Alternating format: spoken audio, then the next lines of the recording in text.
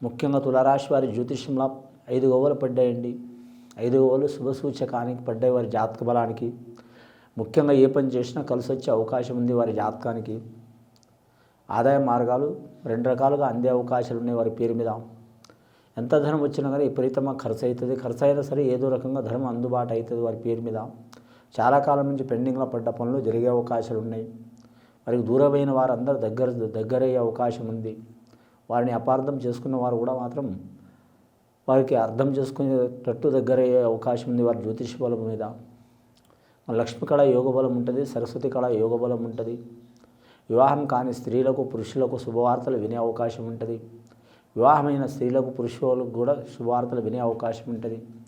అలాగే సంసారంలో సమస్యలు ఉన్నవారు, సంతానంలో సమస్యలు ఉన్నవారు, కుటుంబ సమస్యలు ఉన్నవారు, ఆర్థిక సమస్యలు ఉన్నవారు, పర్సనల్ లైఫ్లో సమస్యలు ఉన్నవారు, చేసే వృత్తి వ్యాపారంలో సమస్యలు ఉన్నవారు ఆ సమస్యలు తొలగిపోయే అవకాశాలు ఉంటాయి. చిత్రా నక్షత్ర జాతకులు మాత్రం ఖచ్చితంగా వారి జ్యోతిష్య ప్రకారం మాత్రం ఎవరి పూజ చేసినా చేయకపోయినా మాత్రం సుబ్రహ్మణ్యేశ్వర స్వామికి వల్లి సుబ్రహ్మణ్యేశ్వర స్వామి పూజ చేయడం భార్యాభర్తలు మంచిది. వివాహమైన వారు, వివాహం కాని వారు కూడా చేయవచ్చు. అలాగే విద్యాస్థానంలో కూడా కలిసి వచ్చే అవకాశం ఉంది. తులారాశి వారి జాతకంలో మాత్రం వ్యాపార బలంలో కూడా కలిసి వస్తుంది. కానీ స్వాతి నక్షత్రంలో పుట్టిన వారికి, అలాగే చిత్ర నక్షత్రంలో పుట్టిన వారికి కలిసి వచ్చే అవకాశం ఉంటుంది వ్యాపార బలం. విశాఖ నక్షత్రంలో పుట్టిన వారికి మాత్రం అంతగా కలిసి రాదు. ఈ రాశి వారి పేరు మీద చూడాలంటే మాత్రం, ఉద్యోగస్తులకు చూడాలంటే మాత్రం పని ఒత్తిడి అధికంగా ఉంటుంది. అయినా సరే మాత్రం వారికి శక్తికి మించిన పనులు కూడా వారు చేసి అనుకున్నది సాధించే అవకాశం ఉంటుంది. ప్రైవేటు ఉద్యోగస్తులు కావచ్చు, గవర్నమెంట్ ఉద్యోగస్తులు కావచ్చు, చేతివృత్తి పనిదారులు కావచ్చు, అలాగే రకరకాల వ్యాపారం చేసేవారు కావచ్చు. ఖచ్చితంగా మంచి యోగ బలం ఉంటుంది. రియల్ ఎస్టేట్ రంగంలో కలిసి వచ్చే అవకాశం ఉంటుంది.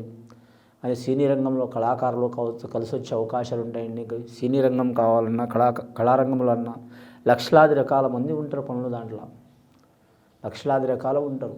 వాళ్ళందరికీ మాత్రం శుభయోగాలు ఉంటాయి, పుట్టిన ఘడియను బట్టి ఉంటాయి అని అన్నం రేఖ ఉంటుంది వారి జాతక బలానికి. ముఖ్యంగా అన్నం రేఖ ఉంటే ఎక్కడ పోయినా వారికి మనశ్శాంతి ఉంటుంది. కానీ మాత్రం ముఖ్యంగా వీరి జాతకంలో సరస్వతి రేఖ కూడా కలిసి వచ్చే అవకాశం ఉంది. గత 2-3 సంవత్సరాల నుంచి పడుతున్న ఇబ్బందులు తొలగే అవకాశాలు ఉంటాయి. జనవరి నెల అయితే చాలా వరకు శుభయోగం ఉంది వారి జాతక బలానికి. మకర సంక్రాంతి వరకు కొద్దిపాటి ఇబ్బందులు వస్తాయి. ఇబ్బందులు కూడా తొలగిపోయే అవకాశాలు ఉన్నది. ముఖ్యంగా ఏరే దేశం ఏరే రాష్ట్రం వెళ్ళాలనుకునే వారు కూడా తప్పకుండా వారి కోరిక నెరవేరే అవకాశం ఉంది. అలాగే పర్సనల్ లైఫ్లో ఏదైనా కోరికలు అనుకున్న వారు కూడా తప్పకుండా మాత్రం కొద్దిగా టైం లేట్ అయిన తర్వాత మాత్రం కలిసి వచ్చే అవకాశాలు ఉంటాయి.